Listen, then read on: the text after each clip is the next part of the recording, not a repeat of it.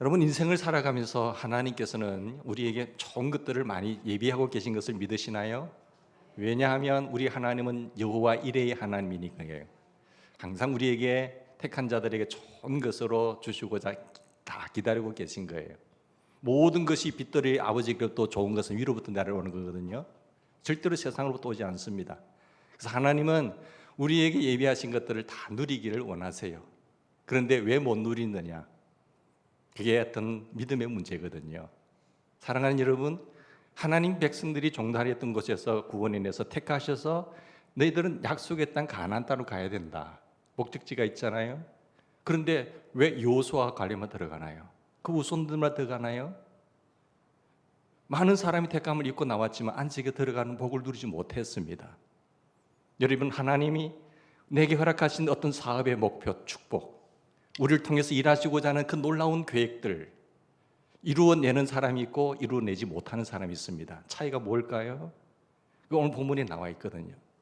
저는 어떤 비전을 이루는 데 있어서 첫째는 비전이 있어야 될 것 같고요. 두 번째, 그 비전이 있다고 하더라도 이루려면 여러분 정말로 이루는 사람이 되기를 바랍니다. 많은 사람들이 다수가 그 하나님의 뜻을 이루지 못하고 비참하게 돌아가는 사람들이 많습니다. 그럴 필요가 없거든요. 나를 창조하시고 역사하시고 만물의 주제가 되신 하나님을 절대적으로 신뢰하시고 그분을 따라 성취해 드리는 귀한 하나님의 용사들이 되기를 바랍니다. 하나님이 가나안 땅으로 가라가면서 그 백성들을 이끌어냈을 때에 많은 기적을 보여주셨어요. 여러분, 그 홍해가 갈라지고 애굽의 앞자리에 있을 때 하나님은 한 가지 재앙도 아니고 10가지 이적을 보여주면서 하나님의 상천하지에 이 땅에 여호와 하나님이 참 하나님이신 것을 보여주셨잖아요. 그 많은 경험을 하고 광야길을 가는데 하나님이 준비하신 땅이라고 한다면 뭐 그 살펴볼 필요가 있겠어요. 근데 가데스 바네아쯤 와가지고요, 하나님이 주신 땅이지만 우리가 눈으로 봐야 되겠다. 어떻게 믿냐 그거. 그러면서 우리 정탐해야 되겠다 하니까 모세에게 이야기를 합니다. 그래서 하도 그러니까 그러면 각 지파별로 두령걸 지도자를 한 명씩 뽑아서 한번 보내보자 하는 거예요. 그래서 12명이 대표로 그 땅을 탐지하고 왔어요. 정탐하고 가서 보고하는 장면이 오늘 본문의 내용입니다. 여러분, 하나님이 우리를 위해서 자기 아들도 독자라도 아끼지 않고 내어주신 하나님이라고 한다면 하나님 말씀하시는 거 믿으셔야죠. 아이들이 우리에게 뭐 말한다고 해서 이해가 돼서 이런 믿나요?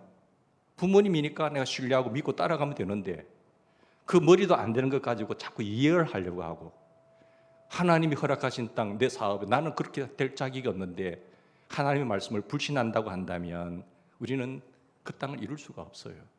하나님의 역사를 이루어낼 수가 없습니다. 우리보다 훨씬 전능하신 하나님의 말씀이라고 한다면 절대 믿으셔야 돼요. 그 하나님을 신뢰하시고 따라가는 자만이, 순종하는 자가 청취하고 청종하고 직계 행하는 사람이 받아내는 겁니다. 여러분, 행동이라고 하는 것은요, 신뢰의 문제거든요. 믿음의 문제거든요. 그 하나님을 내가 못 믿는다고 한다면 우리는 아무것도 할 수가 없는 것입니다. 근데서 가데스 바네아에서 하나님이 약속한 땅이고 지명한 땅이지만 우리 봐야 되겠다는 거예요. 자, 보면서 그래서 보냈는데 과연 가나안 땅이 기다리고 있을까? 그래서 정탐 보고를 하는 것입니다. 10명의 정탐군들이 먼저 보고를 합니다. 자, 가나안 땅을 정복하는 것은 불가능합니다. 그만두자는 거예요. 그렇죠? 그 불가능하도만 한 것이 아니라 우리가 다니며 탐지한 땅은요, 그 거민을 삼키는 땅이라고 했어요. 가나안이 얼마나 도전할 만한 가치가 없는 땅이라요. 하나님이 가치가 없는 땅을 그들에게, 자기 백성들에게 준비하고 예비하셨을까요? 아니잖아요. 하나님은 우리에게 가장 좋은 것을 주시길 원하세요. 근데 자기 눈으로 보니까 안 되니까 합리화시키기 위해서 가치가 없는 땅이야 라고 이야기를 합니다. 가나안 땅에 대한 평가 절하를 통해서 자기들을 뭐합니까? 합리화하는 거죠. 항상 사람은 자기 주장에 대해서요, 자기 합리화를 하는 거죠. 나 이래서 못하고 그럴 수밖에, 어쩔 수밖에 없었어, 그런 형편이어서, 그런 상황이었다니까, 이렇게 이야기하는 것이 인간의 모습이에요. 만일 그때 이스라엘 백성들이 그 10명의 제안을 따랐다고 한다면 역사는 어떻게 됐을까요? 그러나 나머지 두 사람 여호수아와 갈렙은 아주 다른 의견을 내립니다. 30절 말씀 보실까요? 갈렙이 여호와 앞에서 백성을 안돈시켜 가로되 뭐라고 말합니까? 조용하게 하고 우리가 곧 올라가서 그 땅을 취하자. 능히 이기리라. 그들은 승리의 가능성을 자신 있게 단언할 뿐만 아니라 이렇게 보고합니다. 뭐라고 보고합니까? 14장을 보십시다. 14장 7절 말씀. 이스라엘 자손의 온 회중에게 일러 가라되 뭐라고 말합니까? 우리가 두루 다니며 탐지한 땅은요, 쉼이 아름다운 땅이랬어요. 자, 10명은 뭐라고 보겠죠? 쓸모없는 땅입니다. 가치가 없는 땅입니다. 하나님이 뭐 그런 땅을 우리에게 주셨을까요? 하나님이 우리에게 내 사업에, 내 인생에, 우리 자녀들에게 가진 꿈이 그걸까요? 하나님은 위대한 자로 세상을 변화시키기를 원하시는 꿈이 있어요. 하나님이 저와 여러분을 택하실 때는요, 하나님의 위대한 가장 좋은 일들을 이루려고 하는 그런 계획이 있다는 것을 믿으셔야 됩니다. 에이, 하나님이 나에게 그럴 리가 없어. 나는 별 가치가 없는 것이야. 나의 사업을 통해서, 나의 일을 통해서 하나님은 그런 일을 이루어내실 분이 아니야. 그런 불신앙이 있으면요, 능히 그 일은 나에게 이루어지지가 않습니다. 여러분 보세요. 여호수아와 갈렙 같은 사람이 이 시대에 말로 표현한다면 어떤 사람입니까? 정복할 만한 가치가 있는 땅이라고 하잖아요. 한 부류는 저 땅 하나님이 준비하신 땅 가치가 없는 땅이야 라고 단언했지만 아닙니다. 아름다운 땅입니다. 가치가 있는 땅입니다. 우리가 차지하기에 능히 하나님께서 준비하신 땅은 능히 가치가 있는 땅입니다라고 보고합니다. 이게 비전을입니다. 비전을 잉태할 수 있는 사고가 굉장히 중요하거든요. 그것은 어디서 옵니까? 젊은 청년들이나 공부하는 학생들이 이 비전이 없다고 한다면 그 인생은 방향을 설정할 수가 없습니다. 그리고 여러 가지 나아가는 인생의 난관 앞에서 좌절하고 말 거예요. 그러나 이 비전이 분명한 사람은, 하나님의 말씀 속에서 나의 존재를 깨닫는 사람은, 하나님을 알고 나 자신을 아는 사람은요, 돌파하는 능력이 있어요. 왜 우리가 인생을 살아가면서 난관이 없습니까? 장애물이 왜 없을까요? 그냥 평탄한 어떤 고요한 바다와 같지 않다는 걸까요? 때로는 풍랑도 일고요, 때로는 태풍이 와요, 때로는 암초도 있어요. 난관이 있지 않습니까? 그러나 그 돌파할 수 있는 지혜와 능력이 있어서 능히 이겨냅니다. 그게 하나님의 일을 감당하는 사람과 성취하고 성공하는 사람과 실패하는 사람의 차이점이에요. 여호수아와 갈렙과 같이 비전을 품고 정말 하나님께 쓰임을 받으려면 어떤 사고를 가져야 될까요? 비전을 가진 사람들은 새로운 역사를 창조해 나갈 수 있는, 하나님의 마음을 시원하게 해드릴 수 있는, 하나님을 기쁘시게 해드릴 수 있는 사람들은 어떤 사람인가요? 다수가 아닙니다. 여호수아와 갈렙 같은 믿음의 사람이에요. 하나님의 분명한 비전을 품고 하나님의 뜻이 이것을 통해서 하나님이 선하신 역사라고 한다면 그 사람들 통해서 가고요, 그 사람들만이 성취 그 땅에 들어갑니다. 땅만 문제일까요? 여러분의 사업, 여러분을 통해서 이루고자 하는 하나님의 선하신 계획이 그런 사람들을 통해서 이루어진다니까요. 여러분 어떤 사고를 가졌을까요? 비전을 잉태할 수 있는 사고는 어떤 사고일까요? 비전을 가진 자가 되기 위해서는 우리가 첫 번째 세 가지가 있는데, 첫 번째는 여러분 긍정적 사고를 가지셔야 됩니다. 긍정의 힘이라는 책도 있고 뭐 그걸 했지만 그 차원에서 묻는 것이 아니라 일단은 거기서 출발하셔야 됩니다. 긍정적 사고. 역사에 큰 발자취를 남긴 사람들을 한번 읽어보셨습니까? 역사에 위대한 발자취를 남긴 사람들 가운데 부정적 사고를 했던 사람들 보신 적 있습니까? 없어요. 부정적 사고를 했던 공동체가 역사에 긍정적 기여를 했다는 그런 이야기가 있습니까? 없었다니까요. 여러분 왜 부정적 사고가 유해한가 하면요, 그것이 공동체에 패배주의라는 악영향을 끼치기 때문에 그렇습니다. 완전 암세포입니다. 그거는 전혀 도움이 안 돼요. 그런 어떤 부정적인 사고를 가지고 좋은 대안이 있으면 몰라요. 그게 없다고 한다면 그건 내뱉는 순간 사람을 좌절시키는 겁니다. 부정적 사고는 개인의 용기를 꺾어버립니다. 사람들을 좌절시켜버려요. 야, 아이가 좀 힘을 갖고 하려고 하는데 부모가 볼 때, 야, 니는 처음부터 안 된다. 너는 막 접어라, 접어. 그럼 아이가 무슨 힘을 받겠어요? 엄마는 말이야, 꼭 내가 뭐 좀 하려면 말이야, 찬물을 끼얹고. 완전히 아예 길을 꺾어버린 거예요. 그렇잖아요? 그게 부정적 사고의 말이라니까요. 그만큼 무섭다는 겁니다. 본문 31절 32절 보실까요? 여기 보면 부정적인 사람들의 목소리를 한번 들어보십시오. 경청해 보세요. 우리 같이 읽읍시다. 시작. 그와 함께 올라갔던 사람들은 이르되 우리는 능히 올라가서 그 백성을 차지하지 못하리라. 그들은요 우리보다 더 강하죠. 또요 이스라엘 자손 앞에서 그 정탐한 땅을 악평하여 이르되 두루 다니며 정탐한 땅은 그 주민을 삼키는 땅이요 거기서 모든 백성은 신장이 장대하고 상황들 축축축축 이야기를 해요. 정확한 판단이잖아요. 그런데 보십시오. 14장 7절 말씀. 한쪽 부류는 그렇게 말했는데 14장 7절 여호사와 갈렙은 뭐라고 보고를 합니까? 심히 아름다운 땅이라. 그들은 다른 땅을 본 것이 아닙니다. 같은 땅을 보았어요. 같은 상황입니다. 장소가 같은 장소가 같은 상황을 똑같이 봤는데 왜 이렇게 보고가 다릅니까? 같은 땅을 정찰하고 왔는데 그런데 두 보고가 이렇게 차이 나는 이유는 땅이 달라서가 아니라 땅을 바라보는 뭐가 다르지요? 사고 방식이 다른 거예요. 생각 자체가 다르다니까요. 사고 방식이 다르니까 한쪽은 똑같은 땅을 보고 똑같은 상황이지만 보고가 완전히 다르지 않습니까? 관점의 차이가 이렇게 크다는 겁니다. 시각과 관점의 차이가 있으면요 그게 안 되는 거예요. 큰 견해 차이가 있다는 말씀이죠. 자, 컵에 제가 이런 예를 자꾸 드는데 컵에 물이 있다고 합시다. 물이 반밖에 없어요. 반이 차고 있어요. 어떤 사람은 물이 반밖에 없어. 채우려면 꽉 채우지. 이런 사람이 있고. 근데 컵에 빈 컵이었는데 물이 반이나 있네. 그죠? 반이나 있네. 똑같은 상황이지만요. 말하는 뉘앙스에 따라서 완전히 다르잖아요. 전달되는 뉘앙스는요. 완전히 다릅니다.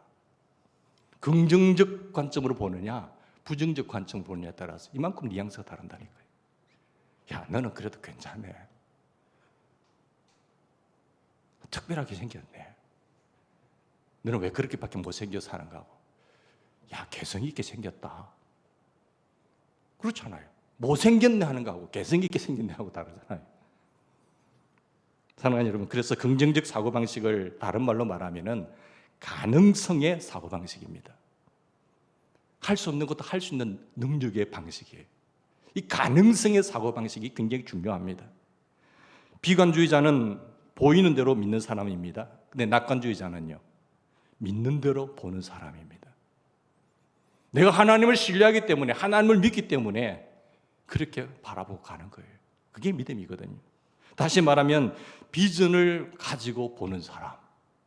하나님께서 우리를 통해서, 나를 통해서, 우리 공동체를 통해서 이루고자 하는 바가 뭐냐? 그걸 절대 놓치시면 안 돼요. 그러면은 그것을 바라보고 나가셔야 돼요. 사랑하는 여러분, 민수기 14장 8절 9절에 보면 여호수아와 갈렙은 드디어 어떻게 고백합니까? 하나님이 우리를 기뻐하시면, 여호와께서 우리를 기뻐하시면 우리를 그 땅으로 인도하여 들이시고 그 땅을 우리에게 주시리라. 이미 하나님이 준비하신 땅이고 예비하신 땅이에요. 주시리라. 하나님이 우리를 기뻐하시면, 여기 보면 여기 10명의 정탐꾼들은요, 우리가 적들에 비하면 메뚜기에 불과합니다 보고했잖아요. 이 두 사람은 여호수아 갈렙은 하나님이 우리를 기뻐하시면, 관점이 다르잖아요. 그러니까 하나님이 우리와 함께 하시면 그들은 우리의 뭐라고요? 먹이라 했어요. 그들이 눈에는 크고 장대하고 키도 크고 무기도 가지고 할지도 모르겠지만 하나님이 우리를 기뻐하시고 하나님이 우리와 함께 하시면 그들은 우리의 먹이다는 거죠. 그래서 문제 속에 빠져 사는 사람들은 아무것도 남길 수 없습니다. 그 사람의 뒤에 흔적 보시면 뭘 남겼는가? 없잖아요. 그런데 이 비전의 사람들은요, 놀라운 증거들을 남기고 갑니다. 그들은 갔지만은 뒤에 놀라운 일들이 남아있어요. 여러분, 인생을 지나고 난 뒤에 나는 무엇을 남길 것인가? 그 믿음의 결과예요.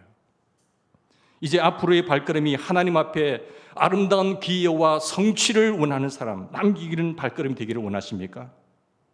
그런 놀라운 성취와 그런 발걸음, 놀라운 증거를 남기를 원한다면 여호수아와 갈렙을 통해서 배우시기 바랍니다. 이 가능성의 사고를 배우셔야 돼요. 나는 부족하지만 바울이 고백하잖아요. 내게 능력 주시는 자 안에서 할 수 있다는 거예요. 하나님이 정말 기뻐하시는 일이냐, 하나님이 이 상황 속에서 함께 하시는 일이냐 아니냐가 중요한 것이지, 하나님 함께 하시면 가능하다는 거죠. 모든 일에 하나님이 정말 기뻐하신 일이고, 그 길에 우리가 바른 길만 갖는다고 한다면, 부정하고 불법하지 않고 바른 길만 정직하게만 한다면 그게 문제예요. 그렇다면 걱정하지 마세요. 거기서 뭐 요령을 부린다든지 불안해가지고 인간의 트릭을 쓴다든지 하면 그건 안 되는 거예요. 그 사람들이 구분 못 하더라고요. 정말 하나님 기뻐하시는데 인간의 방법을 틀어가지고 고통이 와요. 그걸 합리화시키면 안 돼요. 우리가 정말 정신 차리고 해야 될 것은 바른 길이냐, 정직한 길이냐, 그것만 챙기면 돼요. 그리고 상황이 어렵다고 그 걱정하지 마세요.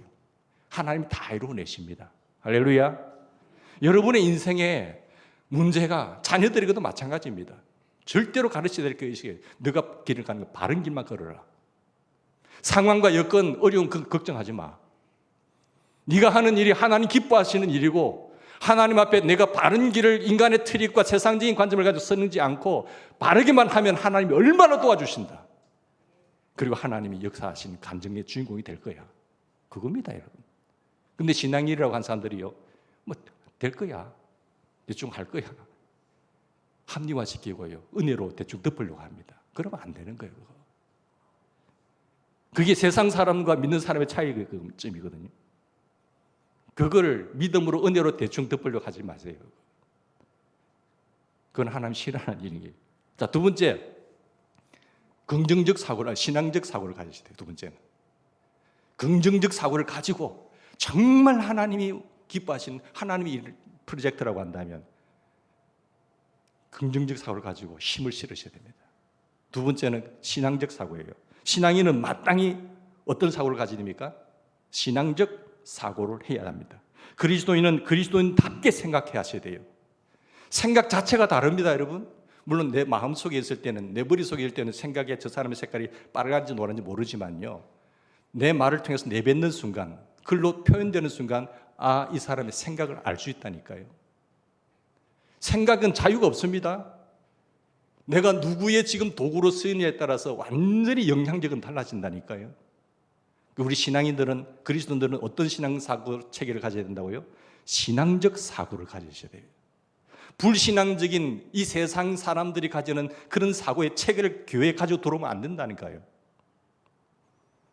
그런데 때때로 그리스도인들이 전혀 신앙인답지 않게 행동하고 사고하는 모습을 보게 됩니다. 이것을 이끌어서 신앙인의 불신앙이라고 합니다. 여러분, 믿음은 아예 버린 것은 아니지만은, 믿음이 있다고 말하지만 전혀 믿음의 사람답게 살지 못하는 이유가 뭘까요? 그리스도인이면서 교인이면서 전혀 신앙인답게 살지 않고 있어요. 그게 신앙인의 불신앙이에요. 어제는 하나의 사건 앞에 믿음으로 대처했는데 오늘은 또 다른 사건 앞에서는 전혀 믿음으로 대처하지 못하는 행동. 믿음이 전혀 없기 때문은 아닙니다. 현재 상황 속에서 그 믿음이 적용이 되지 않고 있다는 거예요. 스탑이 되고 있다는 것이죠. 오늘 당신의 믿음은 어떤 믿음인가요? 오늘 이 상황과 이 환경 속에서 당신의 믿음은 어디 있습니까? 어떤 상황에서 믿는 사람들이 믿는 자답게 사고하지 못하는 이유는 뭘까요? 순간적으로 그 자리에 하나님을 빼버립니다. 전능하신 하나님을 망각하기 때문에 자기의 생각을 이야기하는 거지. 그건 네 생각이고, 그건 당신 생각이지. 그 하나님의 뜻이냐? 그게 중요하단 말이에요. 생각은 사탄이 생각이 있고 자기 생각이 있고 하나님의 생각이 있어요. 생각 전쟁에서 승리하시길 바랍니다. 그 생각이 말을 통해서 나오고요, 그 말이 행동화되는 거예요. 그래서 내 마음을 지키라는 거예요. 내 마음속에 그리스도의 말씀이 풍성하게 거하게 하라 하는 거예요. 입을 내뱉어도 믿음의 말이 나와야 돼요. 하나님의 말씀이 터져 나와야 되지. 세상적인 경험과 관점을 가지고 세상의 잡다한 지식을 가지고 그걸 자기 생각으로 표현하면은 그거는 망하는 길입니다. 그렇습니다. 가나안 점령하는 것은 어려운 일이에요. 하나님의 프로젝트가 때로는 쉽게 평탄하게 이루어질 것 같지요. 세상은 그렇지 않잖아요. 세상이라는 우리 현실 속에 살기 때문에 가나안 땅을 정복하는 일은요, 적들이 많았어요. 방해 요소와 장애 요소가 많았습니다. 어려운 일입니다. 힘든 일입니다. 무거운 과제입니다. 버거운 일이죠. 그러나 만물을 창조하신 하나님께서 함께 하신다면, 그 일에 하나님이 함께 하시고 하나님의 프로젝트라고 한다면, 하나님이 원하시는 일이라고 한다면, 그 주님이 말씀으로 섭리하시는 주님이 그 일에 우리와 함께 하신다고 한다면, 그 생각을 가질 때 우리가 이 생각을 왜 가지지 못합니까? 우리는 버겁고 힘들고 어렵지만 하나님이 역사하시는데 우리를 서주신다면 박수 치는 거죠. 하나님 감사합니다. 이 놀라운 일에 우리를 사용하신, 나를 사용해 주시니 감사합니다 해야죠. 민수기 14장 8절 말씀 보십시다. 8절 보시면 여호와께서 우리를 기뻐하시며 우리를 그 땅으로 인도하여 들이시고 그 땅을 우리에게 주시리라. 이는 과연 즙과 꿀이 흐르는 땅이라. 여기서 가장 중요한 구절이 어느 부분이라고 생각하세요? 여호와께서 우리를 기뻐하시며. 여러분 철저하게 생각하셔야 됩니다. 하나님이 프로젝트에 하나님이 기뻐하신 일이고, 그때에 하나님의 방법으로 하셔야 됩니다.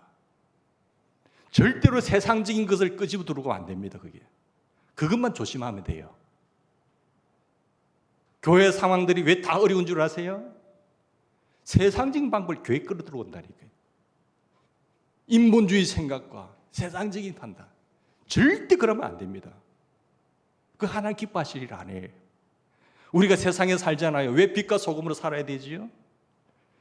부패하고 타락한 세상에 빛이 되고 어두운 세상 속에 부패를 방지하는 소금으로 살아야 되려면 어려움이 있지요. 그러나 그 어려움은 이겨냅니다. 하나님이 함께 하시니까. 근데 하나님이 기뻐하신 일의 방법이 아니야. 하나님 함께 하지 않아요. 그는 고생하다가 망합니다. 이걸 여러분 철저하게 지켜셔야 됩니다. 조금 힘들더라도 개인의 삶에 있어서도 마찬가지예요. 전능하신 하나님께서 우리를 기뻐하신다면, 그리고 우리를 축복하신다면, 그래도 가나안 정복이 불가능할까요? 아닙니다. 얼마든지 가능해요. 그 땅을 점령하는 일이, 그 땅을 새롭게 변혁시키는 일이, 이 땅을 비전을 바라보면서, 이 지역을 바라보면서 마을 공동체로서의 하나님의 우리 존재의 가치를 인정한다고 한다면 신나는 일이죠. 그 땅에서 꿈의 나래를 펼쳐나가는 일이 즐겁고 행복한 일 아니겠어요? 그런데 사탄은요, 그거 못하게끔 방법이 여러 가지 척도해서 방해하게 돼 있어요.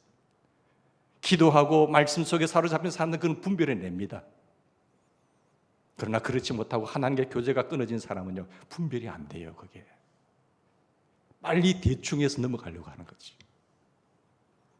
여러분 10명의 정탐꾼들처럼 하나님을 망각하며 살지 않기를 주의 이름으로 부탁드립니다. 모든 상황 속에서 하나님을 망각하시면 안 된다는 거예요. 하나님이 기뻐하신 일인가? 내 방법이 바른 길인가? 정직한 길인가? 그걸 잘 살피시란 말이에요. 자, 우리를 둘러싸고 있는 환경이 어떠한가 하는 것은 사실 중요한 문제가 아닙니다. 가정이 어려울 수 있잖아요. 직장이 어려울 수가 있어요. 장사하는 것이 좀 어려울 수가 있어요.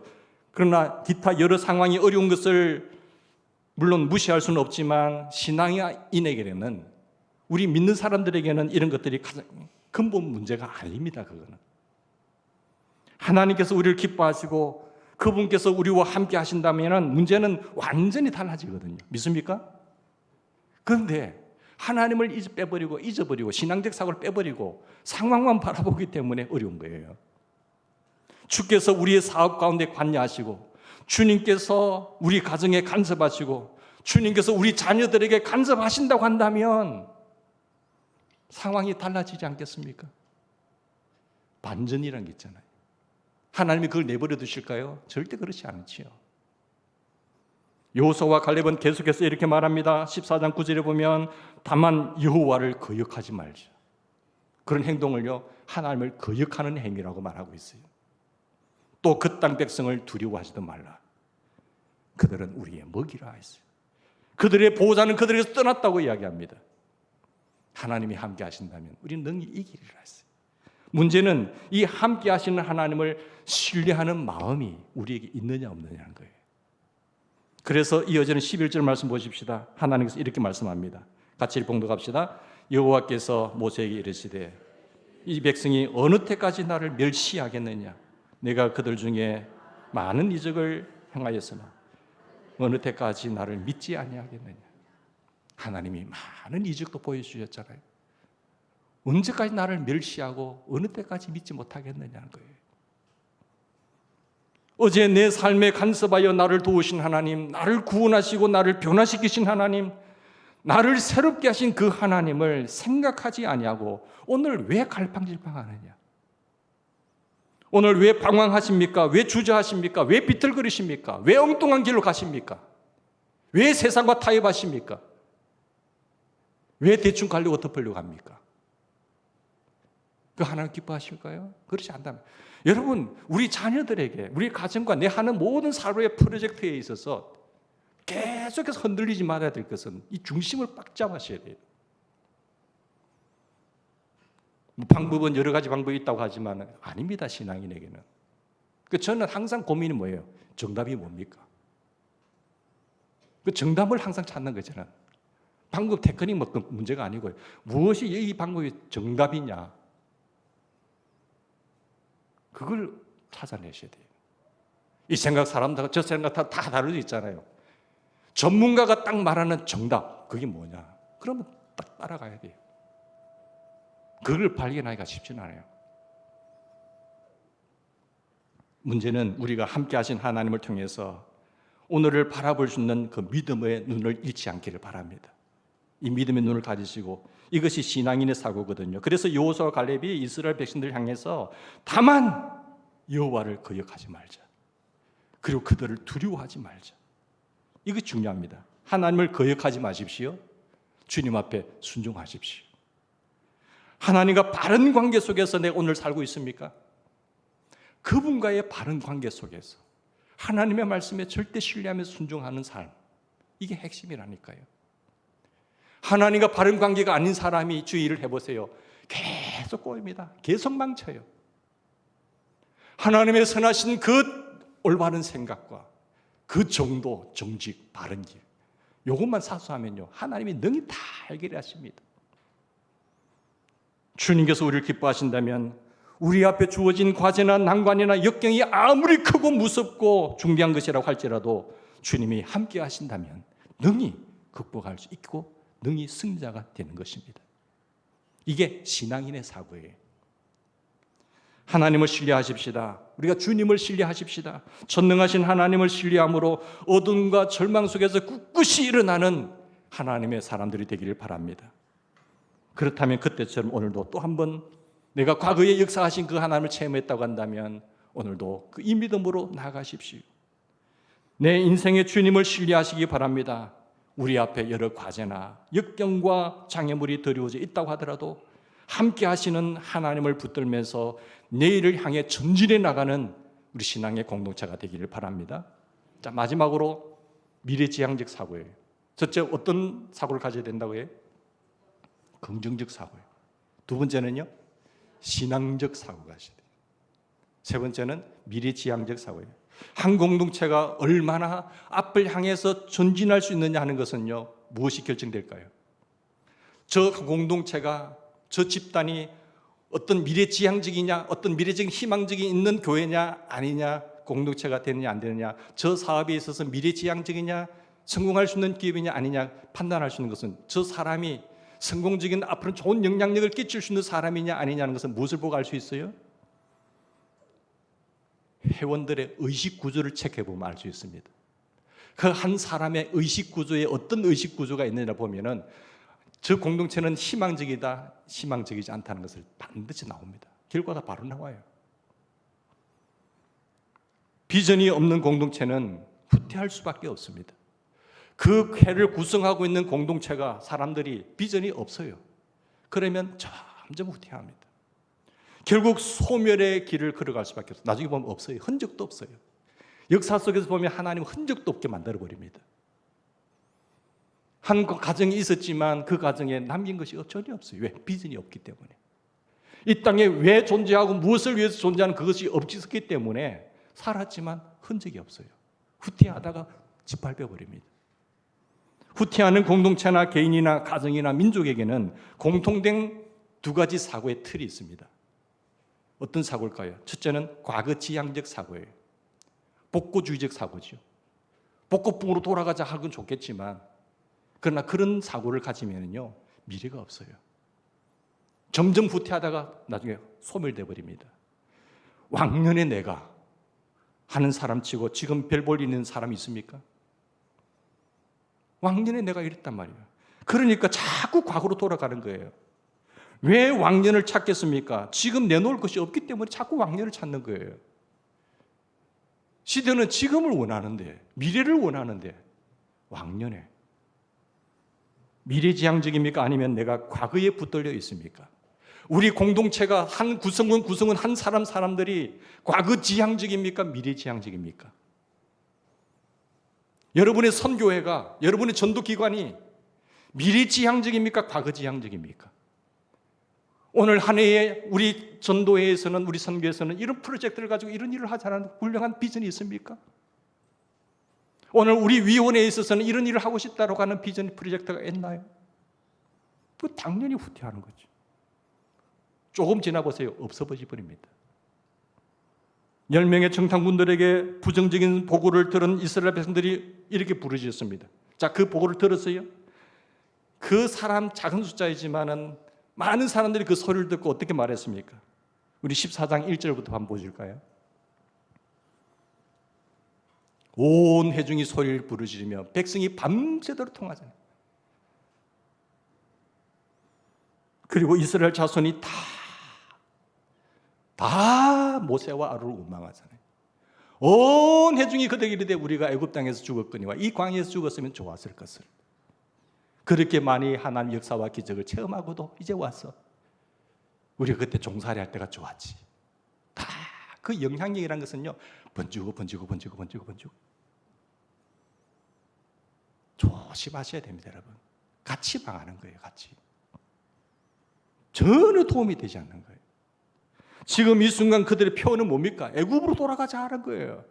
그 애굽에 종살이 했던 그 시들이 좋다는 거 이제 과거로 돌아가자 아닙니까? 표현은 그 다음 구절이 반복됩니다. 이에 서로 말하되 우리가 지휘관을 따로 세우고 애굽으로 돌아가자. 이렇듯 과거 지향적인 사고를 하는 사람들에게는요 미래가 없습니다. 오늘 당신의 사고는 과거에 묶여 있습니까? 아니면 미래에 묶여 있습니까? 정말 중요한 거예요. 특히 지도자들은 당신은 앞을 보고 사십니까? 아니면 아직도 과거에 붙들려 살고 계십니까? 하나님이 그 사람을 쓰실 때에 무엇을 보고 쓰실까요? 그래, 과거에 있는 좋은 건 말했네, 이거 아니에요. 앞으로 네 생각 속에, 내 프로젝트 속에 내 뜻이 얼마나 들어있느냐, 그걸 추진할 능력이 있느냐, 그걸 보는 거지. 또 두 번째는요, 현실 유지적 사고입니다. 현실 유지적 사고. 후퇴하는 공동체나 그런 가정이나 민족에는 이 현실 중심, 과거 지향적 생각과 현실 유지적, 즉 현실 안거적 사고죠. 한마디로 이것은 이렇게 살다가 땡하면 죽는 거지 뭐. 거기에는 훌륭한 그 어떤 비전이 없습니다. 이렇게 살다가 땡하면 하늘나라 가는 거지 뭐. 현실에 주저앉고 싶어하는 사람에게는 미래를 기대할 수가 없습니다. 사실 우리에게 죽음을 재촉하는 요소가 될 수 있을지 모르겠지만 현실에 안주한다는 것은 비전의 상실을 의미하기 때문이죠. 어느 분의 말씀처럼 욕심이 없는 것은 좋지만 의욕을 상실하면 망한다. 여러분, 의욕을 버리지 마십시오. 연세가 드시더라도요 그 생각에 살아있는 사람이 있어요. 하나님 앞에서는 그날까지 자기 삶의 위치에서 최선을 다하는 사람이 있습니다. 그런 사람이 있는가 하면 어떤 사람은 막 이렇게 살다가 가는 거지 뭐. 그런 사람이 있더라고요. 지금 여호수아와 갈렙이 외치는 목소리가 귀에 들려오십니까? 뭐라고 외칩니까? 민수기 13장 30절 보십시오. 우리가 곧 올라가서 그 땅을 취하자. 능히 이기리라. 우리는 가나안 꿈을 망각해서는 안 됩니다. 여러분의 개인적으로, 가정적으로, 교회적으로, 민족적으로 주신 프로젝트, 그 어떤 비전을 절대 망각해서는 안 돼요. 없다고 한다면 그걸 빨리 품으십시오. 기도하면서. 그리고 잊지 마십시오. 이스라엘 백성들이 가나안 땅에 들어가서 그 땅을 정복하고 개간해야 됐던 이유가 무엇입니까? 왜 그 땅에 들어가서 그 땅을 정복하고 개간해야 되지요? 자기들만 잘 먹고 잘 살기 위해서요? 아닙니다. 그 땅을 통해서 축복의 근원으로 아브라함이 약속했던 것을 통로가 되기 위해서예요. 이 땅에 100년 전에 하나님의 볼씀이 들어와서 이 땅에 부흥케 하신 교회가 부흥하고 발전해서 절대 안주하면요, 현실 안거지로 살아가면 교회는 점점 문을 닫게 된다니까요. 필요성이 없잖아요. 세상 사람들이 원하지 않잖아요. 저 교회 왜 존재하냐. 그러나 그 지역 교회가 있음으로 말미암아 그 마을이 살아나고 죽어가는 공동체가 살아나고 가난과 헐벗음에 있는 사람들이 나눠줌으로 말미암아 고마움을 느끼고 긍휼 사역이 일어날 때에 교회는 반드시 있어야 된다. 교회는 우리 마을에 꼭 있어야 된다라고 해야 되잖아요. 근데 우리가 이기주의에 사로잡히면요, 교회 문을 꽁꽁 걸어 잠그면요, 저 교회 떨려나라, 저 교회 들어오면 우리 집값 내려간다, 이런 거 하는 거예요. 여러분, 건물도 중요하지만 우리가 생각하고 있는 모든 일들이 그만큼 지역을 품고 나가셔야 되는 거예요. 각 기관별로 교회 공동체를 못하면 기관별로도 하시면 되는 거죠. 그런 위대한 비전과 꿈을 갖고 하나님이 기뻐하신 일이라고 한다면 좌절과 낭망 없이 믿음으로 나가는 우리가 되기를 주의 이름으로 축원합니다. 기도하십시다.